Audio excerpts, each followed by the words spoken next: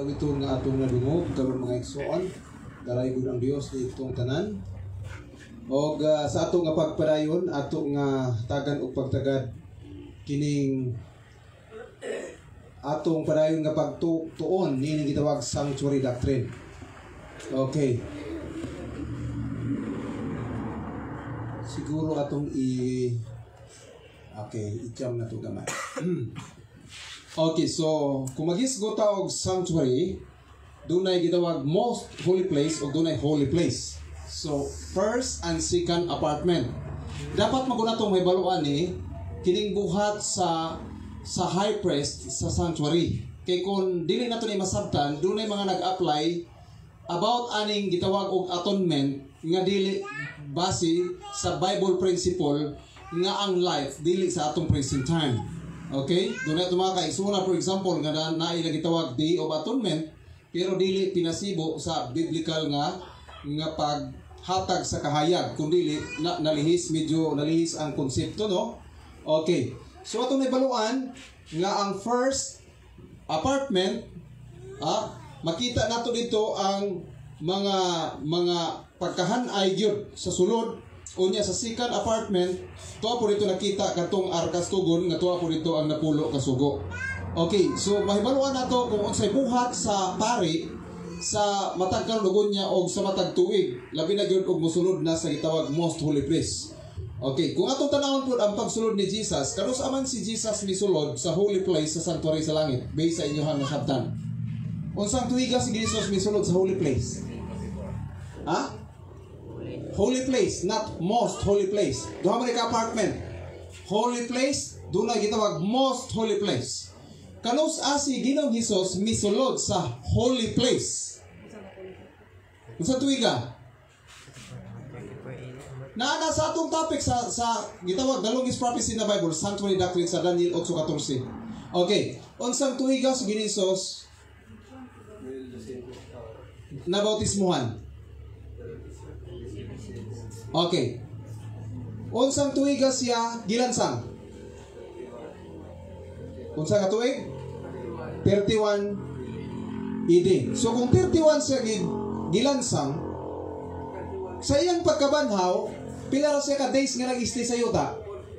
40 days lang. So 31 AD, tuwa siya sa holy place. So dito sa holy place ang iyang buhat. Kanus siya sa nag-end. Kanus ang nag-end. Ang iyang buhat sa holy place. Unya, may transfer siya sa second apartment sa most holy place. 1844 sa October 22nd. So, kung dili na ito na masabtan, mauna dili magkadimao ang ato ang understanding sa gitawag og sanctuary. Kaya iya man ang takpan siya, wa na nga, og makita na ito na, lisod man kain na. Unya, gikas pagsunod ni Jesus, sa most holy place, 1844, October 22nd, up to the present, misulod ni gawas na ba siya pa? O ang pulong sa Diyos nagsulti, once nga si Jesus mo gawas sa most holy place, o sa may sunod, o sa mahita mo sa kalibutan, moabot na ang itawag 7 last plagues. Ato nang gitunan og mayo, ihatag sa Ginoo ang iyang blessing dito sa iyang pag-intervene in between sa ika-6, ika-7 hampag. Bantayan nato na ang last day events. Kung atong tanaw ang last day events ni ata sa present time now, din ang atong gipaabot nga final test sa atong pagtuo is the National Sunday Law. Maghisgotag National Sunday Law dili ni Pilipinas magsugod. Ayo magtuo nga kanang ID system mao na ang mark of the beast. Kay kana siya Paul Stitzing iya siyawa na nga doktrina malihis sa tinuod gipag ilas markas mapintas mananap. So present sa ato ang present time karon ang atong goal is to become like Jesus. That's why ang panawagan sa Dios nga biyaan ang syudad mo adto sa country, number 1 goal sa country living is the perfection of character. Second, to prepare for the coming crisis, buying and selling. Secondary lang ng buying and selling. Kaya walay pulos nga nananong tagdagang pagkaon, preparatory for the coming crisis, buying and selling issue. Pero ang atong karakter nga tuwa sa country, wala mausab. Mo ni gingon, mo bitaw na yung si balik-balik istorya sa mga igsunan. Ayaw mo sumidag bukid, kung wa mo kasabot sa goal, nganong ang country living atong adaptahon. ang first objective nato nganong mo apply sa country living is to become like Jesus, meaning to say character building ang number one nga katuyuan sa country living. Ayaw gyud ipadako ang pagkaon. Kay kung ipadako ang pagkaon, nagpadako ay na pila kay hektaryag tanom, pero laog gani bisag saha di manghatag. Ngano man? Kay wala man ma-change ang iyang karakter. Mao ang sila. Nag-abot at dinis bukid, naghantag silingan, mga ikag sa bugats buot. Kaya ang ilang konseptong nanubida, nga di ta manghatag og saha, kay mahurot niya itong saha, di ta ka-survive sa time of trouble. Yung giingnan sila. Sa final test pa lang, knock-out na mo, di mo kaabot sa little time of trouble. O sa pagkalabang ninyo sa final test, nga ang karakter ni Jesus wa man makopya, even saha, di ba manghatag? So, namali ang konsepto. So, ang unang karabuton, nga nung mag-apply country living is the perfection of character. Second, preparatory for the coming crisis buying and selling. Third, nga ang atong country mao siya ang mahimo natong outpost nga aron ma-reach out ang city. Kaya ang city dili ba walihan? Oy, kinahanglan walihan. Pero dili sa mga taong nagpuyo sa syudad, kundi sa mga taong nagbisita lamang sa syudad nga nagagikan sa kabukiran. So, mao ni siya ang sabto na tugmayo nga nang nagapanawagan og country living. Dili porket matukas bukid di na kamo gawas. That is wrong. Doon mga tao ngayon nga country living, nga nagtago dito, mura na sila dito. Ang balbas, nagpatagas na, di na magpagupit, kinapaabot sa Ginoo. Nakuha nyo na, daghang nangatog bukid, nga di manglugsong, di mangwali. Kaya kailang una-una. Pasubidahon ko sila sa bukid, o kamoy magatudlo. Gamiton din ang suwati Isayas. Ngayon mo ginuulakaw. Niya to kag bukid, na maghuwa kag ato, dili mao. So, sa dihang nag-establisher ta sa bukid, mo na po niya ang sustain nato sa ato ang gitawag self-sustaining ministry. Kana bang self-supporting ministry? Nga mula kauta, atong pagkaon, nagdata, di ka sa atong tanong. Nga dili na mamahisyo og tao. Nga no, sa taas nga panahon nga nagliman mi, akong experience, ang mga liman sa atong iglesia, mahinumduman rabi atas tong pastor og tingwali na. Human sa wali, mura kag ipot, ibiyaan, wala kami numdumi. Unya, mahinumduman na po kag pangita o na po akong budget wali na sa. O wala, unya karon ang full-timer nga liman. O saan naman lang? Unya, pag humagwali, wala kay atuan, nagsalig ka nga mabuhi sa stipend. Nya, usa may mo kanon, pas mo. Di ha, dili makasustain, dili mag-survive ang magbubuhat. Muna hinungdan lisod. Pero kung sundo na to ang formula nga hatag sa Ginoo, nga magtanom, di na ta maparisyo ka sa tagkaunon, kaysa itong pagpamauli, ang Ginoo na nag-asikaso sa itong tanom. Pagtanom na to sa saging, pag uli na to, igulol ka magtuba. Nakuha na to na. Mo bito na nga, gitagatas Ginoo wisdom, nga ang majority nga itong itanong sa country living is katong gitawag non-seasonal. Kaya kung seasonal, pas mo gihapunta. Dili na to daghanon ang durian, ang lansunis, ang rambutan, nga once a year lang mamunga. Kaya dili na wise nga pag-prepare. Kaya kausara ko na, mamunga sis katuig. Nyag mo ni daghan sa ato atong area, di sabot nga wa tay makaon. Sabot na daghan karon ang nag-country living nga ang gitanong daghan unsa man rubber, abaka, palkata. Di sabot na wa na gyud magkadimao. Mapas mo gayta sa seasonal nga mga pagkaon. Kay once a year lang mamunga, sabot na katog yung dili gyud mamunga. Nakuha ang konsepto mo na nga gitagaan tas Ginoo og kaalam unsa pag-prepare nga makasurvive ang ato nga pananom sa pag-sustain sa ato nga ministry. So maghisgot ta og non-seasonal. Sa ako karon nga giplano dito sa amo ang bag-ong country living, ang gihimo is kung mahisgotag seasonal fruits, kanang seasonal pinaka-maximum lang na sa 5 ka punuan. For example, durian, lansunis, rambutan, at least di ko ka zero kay kinahanglan pod ang variation sa ato apod nga healthy form. Ang pagkaon kinahanglan na ay variation. Proper combination nya ang variation i-consider. So naa na siya para sa panahon pod sa iyang season na putay makaon. Pero ang pinakadaghang gitanong is the non-seasonal. Kay aron makasustain yun. For example, papaya. Oy, tanang buwan, tanang adlaw, na bunga. Sustain. Nangka. Sustain na siya. Kay non-seasonal gihapon. Lubi. Nakuha ninyo nga dapat mo ni daghanon. Sa ato ang pananom, tanom tag mga root crops nga mo survive. Kamuti, tulo ka tuig o tulo ka buwan o tunga. Harvest na, madaot naman ha. Di makasustain. Pero naigihatang Ginoo wisdom, palaw. Butang na ikay limaw, tamnan ni mo gis kapunuan, pagbalik ni mo gikas pagministeryo nimo pila ka bulan ang Ginoo nay magpuno ana. Puno na nas palaw tanan siya nay mo kamang dito. Saging usa ka punuan nimo gitano pagbalik nimo nagproduce nagdagan kay saha. Nakuha na to ang point ana nga makasustain. So kana mga non-seasonal ang dapat daghan sa atong pananom. So dapat masabtan nato mga igsoon ang prinsipyo ini. Kay ang goal nato present national Sunday law, international Sunday law, general clause of provision, ang events ha sa last days. Kay diri sa present time sa now ato ibaluan nga ang atong goal is perfection. Ang final test sa Seventh Adventist, kung moabot ni siya, moabot na gitawag individual clause of provision. Kaya dunay duha ka hutong ang clause of provision. Dunay individual clause of provision, doon na gitawag general clause of provision. Pag-abot sa final test sa National Sunday Law, exclusive ni sa tanang Seventh-day Adventist sa Amerika. Sa National Sunday Law. Kaya National Sunday Law sa Amerika man eh. Pag mahimo ng international, gikopya na sa ubang nasod, apil ang Pilipinas. So dili sa ato makapili na tanan po tay individual clause of provision. Either seal of the living God or the mark of the beast. So atong hibaluan, ang mark of the beast sa Revelation 13 ay first base nga naghisgot sa papado, ang second base nagtudlo sa Amerika, love life base.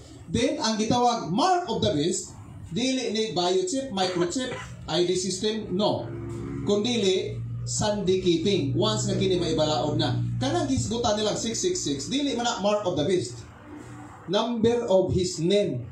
Kanang 666 sa vicarious piety nga ato siyang maila, pinaagi siya ngalan nga makita nato ni nga numero pag ilalang na sa beast sa mananap, pero dili na ang iyang marka. Ang iyang marka is Sunday keeping. So kung mag-implement ang Pilipinas si Duterte og ID system, dili na kalisangan kay sa law testimony wala magisgot nga ang mark of the beast ID. Nakuha yung point? Kay naglali sa bayugan mga reformador. Nga pag moabot ang ID, di na kita magluksong anib, kagubot na sila. Kung nausar man mo, asa man napit na inyong konsepto. Naago na bro sa 16 articles. Di akong ipahutanan sila. Ang 16 articles ba, part sa detector nga gihatag sa Dios sa pag-ila, sa pagtulunan nga sakto dili. Part. Mabasa ba ang 16 articles sa law and testimony? Ito ba? Dili. Nga ano ang 16 articles may mong basihan sa mark of the beast sa ID system nga dili man na part diri sa ang detector. Silent ang Bible and Spirit of Prophecy sa 16 articles. Ang gisgutan diri sa law and testimony is the mark of the beast. Sunday keeping na siya once ibalaod. Ingon sila, brad, di mo dawat og may ID. Ito dapit sa kabukiran sa bayugan, mahimuot ko kay nagilalis lagi sila. Kay pirmahan na niya wa man ma-approve ang nasyonal, pero kay ang Davao implement naman ang ID system ng mga Davao. So pastang magsunod di ka dula kay agusan. Asa nakatamanago ini? Pastilan ko ninyo. Mao lagi nang ingon Ginoo, my people are destroyed for lack of knowledge. Tungod sa kakulang sa kahibalo, malaglag kita kay magpataka naman natag himog interpretasyon.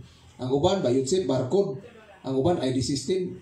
Lisod kayo. Sumo nang dili ta guided sa truth gikan sa law and testimony, mahimo nga maghimo tag atong kaugaling konsepto. Mahitungod sa mga butang nga nagapanghitabo sa atong palibot. Mao bitaw ang gustos Ginoo, kinahanglan gitang tanan magtuon og maayo. Mao ni ang dagway sa sanctuary. Okay? The cross of Calvary, the offering of himself upon the altar of sacrifice, reveals the humiliation to which the Son of God submitted. So atong ibaluan, mao ni siya ang iyahang purmagyo sa sanctuary. So mao ni siya ang outer space, ang first apartment, then second apartment, no, sa sanctuaryo. Natay specific ang pagtuon nga tungtun-an gyud ning mga parts tanan diha, o ang tanang parts aning sanctuaryo gikan sa pag-ingon nito, I am the way, the truth, and the life. Kining dalan pa lang diri sa iyahang kural, sa iyahang kwan, si Jesus na daan na. Pag-abot ani si Jesus gihapon. Tanang parts din ha atong tanaw sa Biblia.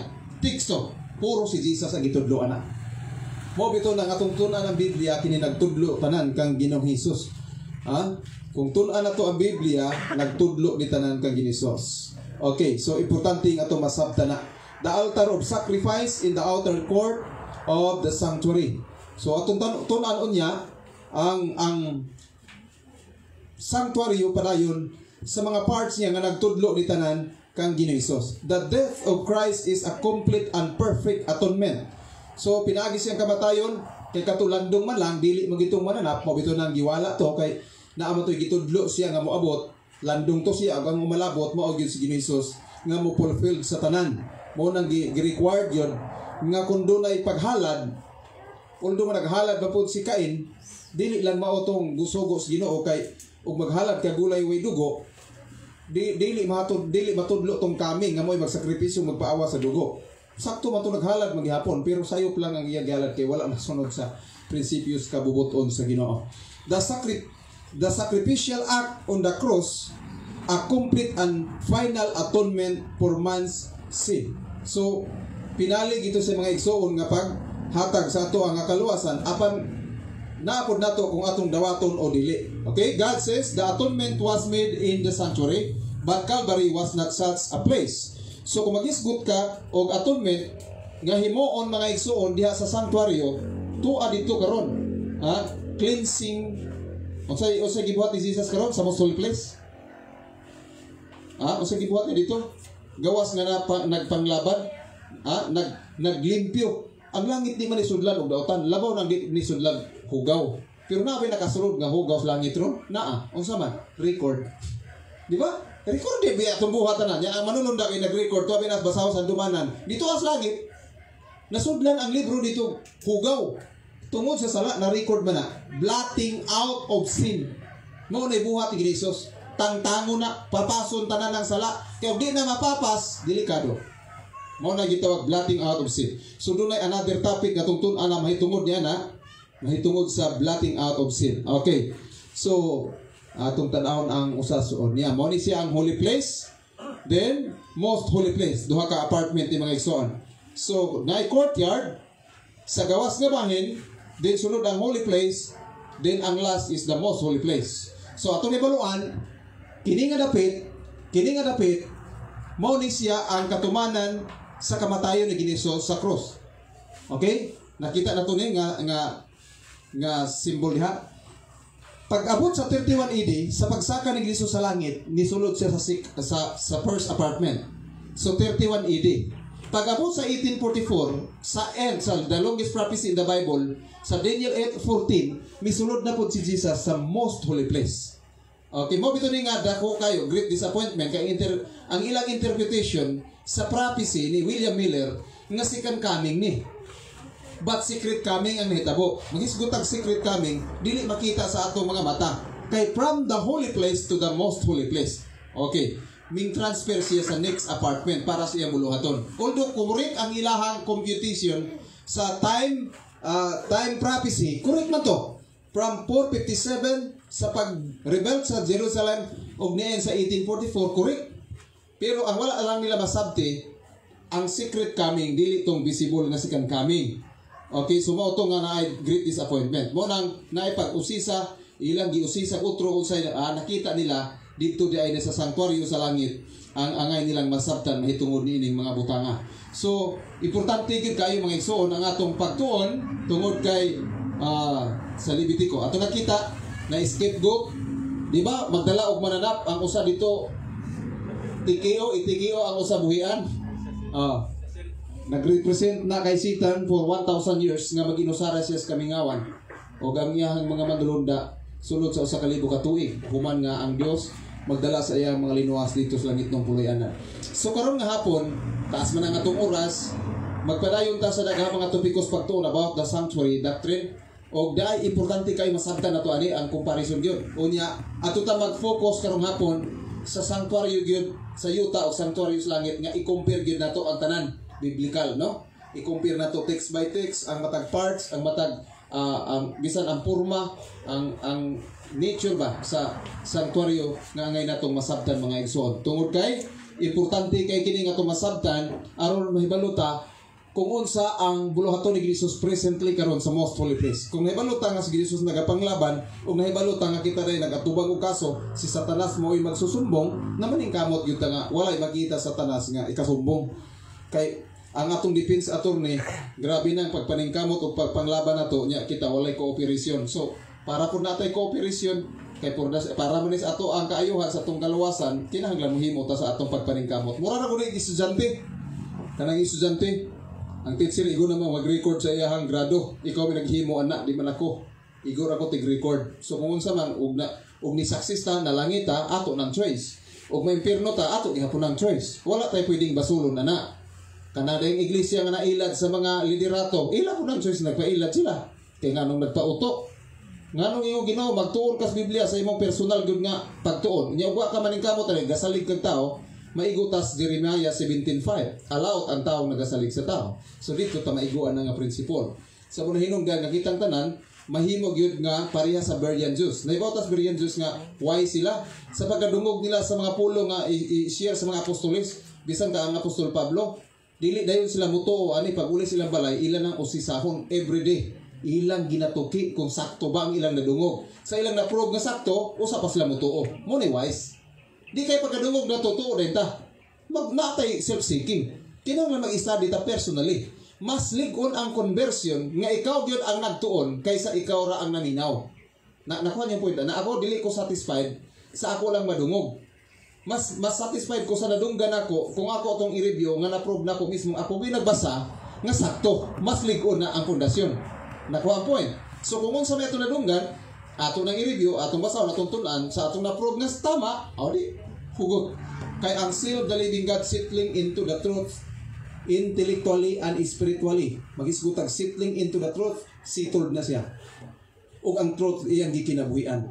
So dili kayang mapiog, dili kayang gurawon, dili pwedeng hadlokon, kay the truth shall set you free. Once nga nakasabutas kamatuoran, walay tao mohadlok nato kay gawas nun ang taong nakasabot sa kamatuoran.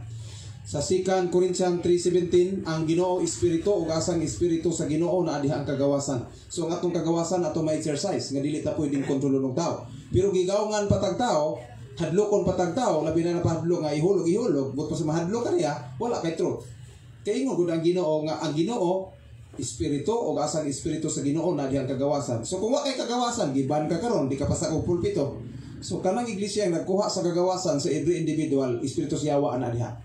Samtang ko lang ninyo mayo si 2 Corinthians 3:17. Di ba espiritu siyawa? Bisag kinsa mo kuha sa kagawasan sa tao, espiritu siyawa ang nagdominar na. Usbo na to. Ang Ginoo espiritu. Ug asa gani ang espiritu sa Ginoo anaa diha ang kagawasan. So kung wala kay kagawasan, kinsa espiritu nag-dominate sa church? Espiritu siyawa.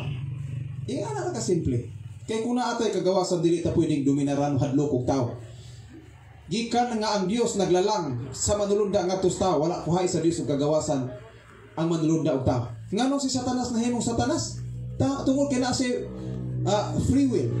Ang iyang power of choice wala hilabtis Ginoo na. Naa siya kalayaan sa pagpili sa iyang kagustuhan o sa kabubuton sa Dios. That's why nahimo siyang yawa. Tungod kay mali ang iyang paggamit sa iyang power of choice. The same principle siya dan og si iba. Perfect sila gilalang nga nakasala sila, nawala sa nalihi sila, nadala sa sala. Tungod kay ila tong choice. Apostoles na kauban ang Ginoo sa pagministeryo tulo ka tuig ug tunga. Nganong nahimo pa magyung nagrebelde. Si Judas gibaligyas Ginoo. Apostoles na to ha. Ang ilang teacher perfecto, walay sipya. Di ka kakita magtutudlong walay sayop. Pero unsa pa man gyud, nadaala pagid siya sa iyang tinawahanon nga pagbatid kalibatan ng gugma. Gibaligya si Pedro. Ikaw Pedro, ibabaw rin ba to? Usas mga ulos iglesias apostoles. Pero sa gihimo, gidinay. Nakuha niyo ha? Sa diha nga gidakop nas Ginoo. Atubang na Sanhedrin. Doon na ba isas iyang disipulong ni uban? Doon na ba isang disipulong ni Barog ko yung Jesus nga uban ko nimo balag dagpo na ba? Wala. Tibula ako Ang 12 ka buok. Hurot yung panago, gahamanago. Bungkag lapinig. Bungkag lapinig. Ang kulirek nga si Pedro, kulirek mo tos Pedro ka namang madali-dalion mabuhig istorya, pero wala siya kay balong niya mabarugan. Ikaw Pedro, sa ako Ginoo makig-unong gunim hangtod sa kamatayon. Kuya usa, kuya prinsipyo. Pero pag-abot sa dakop na, gidaog siya tiwahanong kahadlok, basta kay murag kauban man Ato adi wa ko kaila na. Dali-dali gid-deny. Sa pagkakaroon wala pay final test. Gidinay na sa mga katawhan sa kalibutan Iglesia Adventista ng ilang Dios. Pinaagi sa dili pagpahulay sa di pagpahulay. Wala pa roy lotos. Partial pa lang ni gitest ang atong faith ug unsa kaligon sa pagbarog sa 70 Sabbath. Wala pay sandilo. Gitanaw na kung asa tama ng atong kahigpit sa religious Ginoo pinaagi sa pagbantay sa di pagpahulay. Pero daghana Adventista wa na maabot si bahan. Pero daghanang Adventista ron nas balay nga wa na magday. Ngano man? Dili pa lang pay partial pa lang ni wala na. Pag-abot sa pinali naggitiyo na nagag-shotgun. Nga. Sabado Domingo, Ayo gitiyon sila masipya basi makablit yung bungkag ni akong pabungkag ni ako alingag ilayo ng buka. Nga sa Domingo Sabado. Ayo na lagi kay magsabot ra ta kay sawa pa mo abot ning lotos daan akong naglapas-lapas o ipapahulay.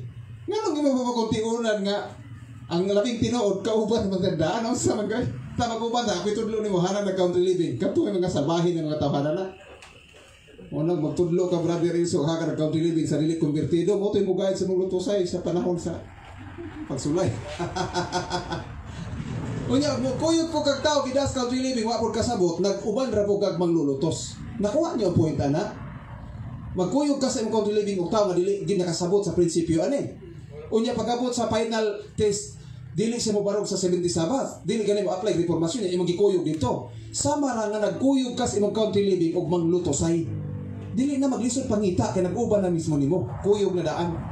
Mura mag si Judas maglisod balay siya baligyan ni Jesus nga nagkuyog na daan. Disipulo gud siya. Kaila daan o kinsa akong hagkan mo na ha.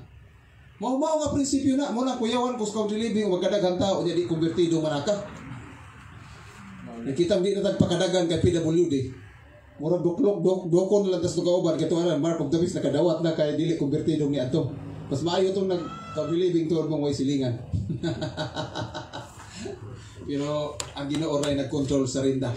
Ang importante kita magmatinumanon pabilin sa dedikasyon des Ginoo din ang Ginoo na ipoproteksyon nato. Ang 144,000 dili na pwedeng hilabtan sa dautan. Ang Ginoo naghatag sa adana. Once we receive the seal of the living God, sealed for eternity na siya. Dili na pwede tang hilabtan sa kaaway, di na pwede hilabtan sa yawa. Hangtod sa pagbalik ni Jesus, ang 144,000 dili makakita og kamatayon. So mura na itong siguroon pag-abot sa final test nga madawat na to ang final sealing, ang seal of the living God. Kay once madawat ang seal of the living God, musunod dayon na ang power of the Holy Spirit, which is the lateral power. Then kabahin na ka sa 144,000, mulakaw na ka para sa final outcry. Katuwa kadawat sa seal of the living God, automatic mark of the beast. Then kato sila will become the most bitter enemies of their former brethren. Kato nakadawat sa seal, mo to ang dungtan og maayo sa nakadawat sa mark of the beast nga Seventh-day Adventist Fourth. Muna pag-abot sa mga kaso sa husgado, sila ang number 1 nga mga ligon nga mga testigos kaaway nga magpamatuod nga ikaw gyud maglalapas sa balaod sa gobyerno. Kay mo may nakaila nimo. Nakuha ang point. So ingana. So ang ato yung pan-strive. Giyon sa to pag sigurong langit na ta. Kulataw na to ang final test. Kano sa ang final test sandilo. Pag nakalabang ta sandilo, nga gitiunan ta sa manwa kita mahadlok, nakabarog ta diha 1,000%. Dili lang ni 100. Luwas na ta. Once nga makabarog lang ta. Kay once madawat nimo ang seal of the living God, ang principle sa Revelation 22:11. Individual clause of provision. Ang prinsipyo sa pinadayag 22:11, ang balaan magpabilis pagkabalaan, ang matarong magpabilis pagkamatarong, ang dautan magpabilis pagkadautan, ug mahugaw magpabilis pagkamahugaw. Once nga masilyohan ta nga balaan, wala na'y makapabag-o ana, balaan na gitahan to pagbalik sa Ginoo. So kung makadawat ta sa seal of the living God, nakasiguro na tang luwas na. Dili na naingon nga ipang hinambog, kundi ato nang iampo o paning kamutanan nga makabarog ta sa time of trouble, little time of trouble diha sa final test. Karon pa lang daan nakita na nato nga daghang gyud kadawat sa seal of the living God. Multa pa lang karon daan 25,000 sa madakpan nga walay social distancing or nagather sa 70 Sabbath. Kung madakpan priso 25,000 ang multa, kurog-kurog na ang mga kaigsunan, di na gid mo barog. Kung itugot sa Ginoo, for example kita sa trapet every Sabbath nya gitugot ingana, ang Ginoo inagot nay plano Ginoo ug di pa niya itugot tuwa na himo. Basta kita mo sunod tas kabutos Ginoo, unsa man mahitabo ato paning kamutan makabarog kita. Never to compromise. Never to compromise. Timan na to ang Great Controversy, page 45. If unity could be obtained only by compromise of truth and righteousness, then let there be difference and even war. So naaman tanan ni apil aning spiritual war ato nagidisyo panindigan kay hapit na magyud ang panahon sa katapusan. Hinaut ang Ginoo magapanalangin sa matag sa kanato atong takna di nagyud mo tugot sa pagpadayon pa sa unahan busa ako gihangi ang tanan sa pagpangluhod alang sa atong pag-ampo pag-close aning programa. Din mosunod din ang closing song o ang closing prayer. Pero agi pagsiraan ni atong pagtuon, akong gihangi ang tanan sa pagpangluhod alang sa atong pag-ampo. Amahan nga balaan Dios nga magagahom sa tanan, amo ikaw gipasidunggan gipasalamatan sa imong kaayos matag usa kanamo. Salamat sa imong makanunayang pag-uban, salamat sa mga mensahe kamaturan imong gipahat kanamong tanan. Itugot o Dios nga kaming tanan mahimo gayud nga malamdagan sa mga kamaturan kay wala kami mahimo kun ikaw sa among kinabuhi. Ligo na kami sa bisan unsang matang sa pagsulay, giahi kami sa dalan nga among ginabaktasan. Ayo itugot nga madala kami sa kaaway ug tabangi kami ning adlaw balaan. Unsa man ang among mahimo kami man magakaon magainom o bisan unsang butanga among pagahimo nilalom sa adlaw. Mahimo unta namo ang tanan o Dios alang sa paghimaya sa imong buhi nga pangalan. Salamat sa imong kay pagtubag gining tanan mo gipangay kanimo pinagis gahom og ngalan ni Jesus nga mo personal manluluwas. Amen.